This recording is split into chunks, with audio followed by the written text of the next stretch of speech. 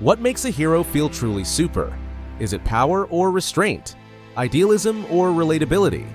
Since 2013, Man of Steel stood as the modern mythic interpretation of Superman, a brooding alien god raised among mortals, trying to find purpose on a planet that feared him.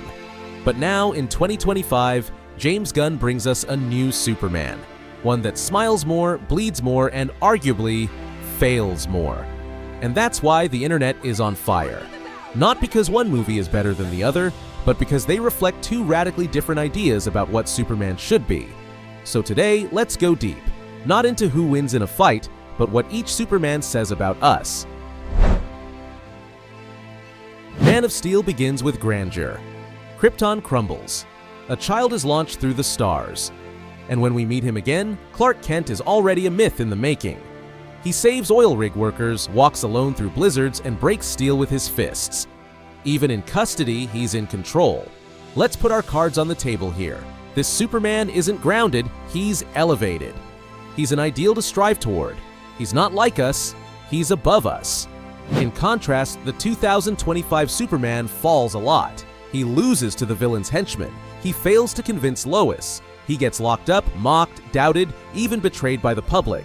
Where Cavill's Superman was a god navigating humanity, Gunn's Superman is a man trying to prove he's more than a symbol. And that shift, from admiration to relatability, is at the core of why fans are so divided. Man of Steel is emotionally heavy. The conflicts aren't just explosions and punches, they're deeply personal. Clark lets his father die, and Zod forces him to choose between Krypton and Earth. When he kills, it breaks him. The tension is internal. It's not just what Superman does, but it's what it costs him. The 2025 Superman, it's more external. He fights monsters, robots, Lex's goons, and absurd gadgets. It's brighter, faster, and lighter like a comic book come to life. But that doesn't mean it's hollow, because when he finally rises and when he breaks out of the pocket universe and saves his cellmate's child from death, that moment feels earned. You don't admire him because he's perfect. You root for him because he got back up.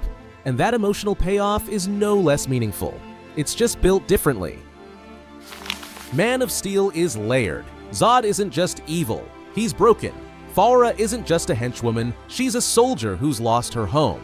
Lex Luthor, in the Snyderverse, is psychologically fractured, projecting his abusive father onto Superman. It's not obvious, you have to think. And for some viewers, that's the magic.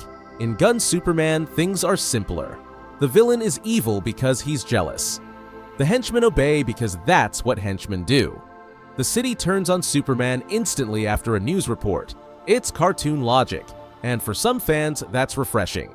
James Gunn said in interviews, Superman should be someone you want to hug, not someone you're afraid to talk to. So, instead of philosophical sermons and moral weight, we get more popcorn. It's fun, safe for kids, and that's not a bad thing. It's just a different target. Let's not sugarcoat it, this debate is everywhere. Reddit, YouTube, Twitter, or X, depending on how corporate you feel, are filled with battle lines. Fans of Man of Steel say, this new Superman is too soft. Cavill felt mythic.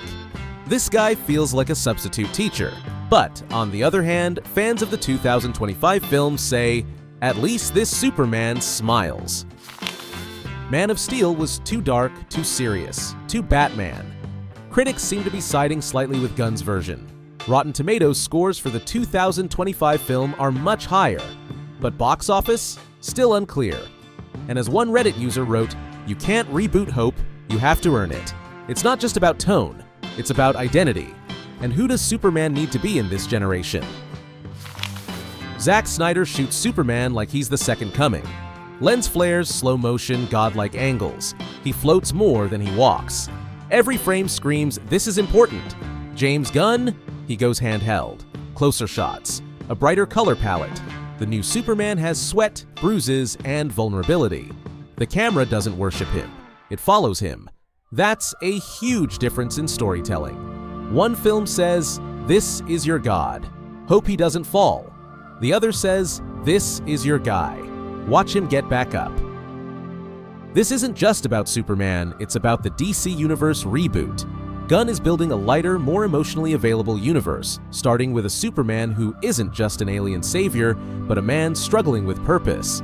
Snyder built a mythic foundation, gods, guilt, sacrifice, but it got heavy.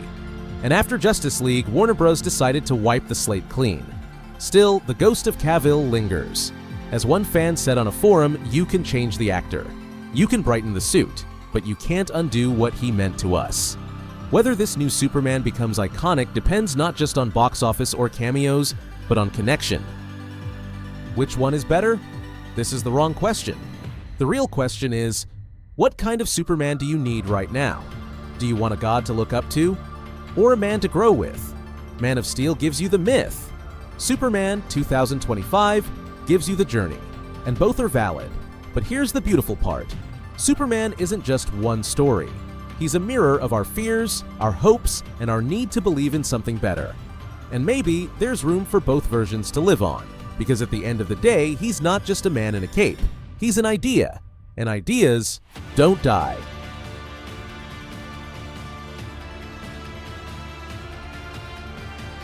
If this breakdown helped you see Superman differently, hit that like button and let me know. Which Superman speaks to you, Cavill's or Corenswet's? And as always, stay super.